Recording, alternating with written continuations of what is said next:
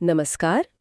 आज हम एक नज़र डालेंगे डॉक्टर विवेक बिंद्रा के सफ़र पर, मतलब जो जानकारी हमें मिली है उसके आधार पर। ये सामग्री उनके जीरो से हीरो बनने की कहानी बताती है, तो हमारा मकसद है उनके संघर्ष, जरूरी मोड़ और कामयाबी के पीछे की सोच को थोड़ा समझना।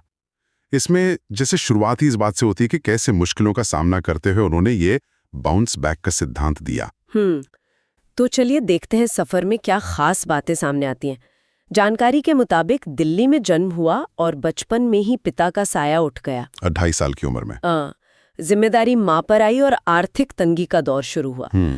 यहाँ तक कि स्कूल की फीस और किताबों के लिए भी काफी संघर्ष करना पड़ा, ऐसा लिखा है। हाँ, और इन दस्तावेजों से ये इशारा मिलता है कि शायद इन्हीं शुरुआती मुश्किलों ने उनमें वो जिद और जुझारूपन भरा जो आगे चलकर उनकी पहचान का हिस्सा बना। मतलब ऐसा लगता है कि ये कठिनाइयां उनके लचीलेपन की बुनियाद बनी। बिल्कुल। शिक्षा की बात करें तो सेंट जेवियर स्कूल और फिर एमिटी बिजनेस स्कूल से एमबीए का जिक्र है।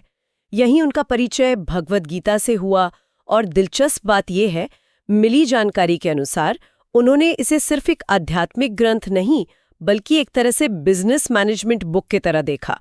उनका एक कथन भी दिया गया है, भगवद गीता धर्म की किताब नहीं, दिशा की किताब है। ये वाकई एक अहम मोड़ नजर आता है। सामग्री में ये भी बताया गया है कि एक वक्त वो सन्यासी बनने की भी सोच रहे थे। करीब 4 साल आश्रमों में भी बिताए उन्होंने, लेकिन फिर उन्होंने समाज में रहकर ही ज्ञान बांटने का फैसला किया। तो ये जो गीता और मैनेजमेंट का मेल है, ऐसा लगता है कि यही उनकी खासियत बनी, जैसा इन दस्तावेजों में जोर दिया गया है ना। सही बात है। और इसी सोच के साथ फिर करियर शुरू हुआ। एमबीए के बाद ग्लोबल एसीटी नाम की कॉर्पोरेट ट्रेनिंग कंपनी शुरू की। बताया गया है कि शुरुआत में प्रतिक्रिया थोड़ी धीमी थी, पर उनका जोश और वो गीता मैनेजमेंट वाला अंदाज धीरे धीरे लोगों को पसंद आने लगा। फिर आई बड़ा बिजनेस की स्थापना, जिसका लक्ष्य छोटे व्यापारियों और छात्रों को कम कीमत पर या मुफ्त में बिजनेस शिक्षा देना बताया गया है। इसमें आईबीसी यानी इंडिपेंडेंट बिजनेस कंसल्टेंट्स मॉडल का भी जिक्र है। हाँ, आईबीसी मॉडल, जिसे छोटे शहरों तक बिजनेस शिक्षा पहुंचाने के एक नेटवर्क के तौर पर पेश किया गया। जी बिल्कुल। यहाँ उनके काम के पैमाने को बढ़ाने और ज्यादा लोगों तक पहुंचने की कोशिश साफ दिखती है, जैसा इस विवरण से पता चलता है।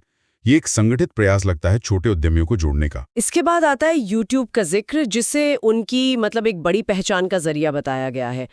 आज 2.5 करोड़ से ज्यादा सब्सक्राइबर हैं, करोड़ों व्यूज हैं, और उनका अंदाज, वो तेज आवाज, हाथों का एक्शन और वो तकिया कलाम जैसे क्या आप तैयार हैं या फिर बाउंस बैक, ये सब उनकी पहचान बन गए। हाँ बिल्कुल। सामग्री में उनके कुछ विचारों का भी उल्लेख है, जैसे जो दिखता है वो बिकता है। हाँ, उनके संवाद के तरीके और कंटेंट की रणनीति पर यह सामग्री काफी रोशनी डालती है कि कैसे उन्होंने एक खास दर्शक वर्ग को अपने साथ जोड़ा।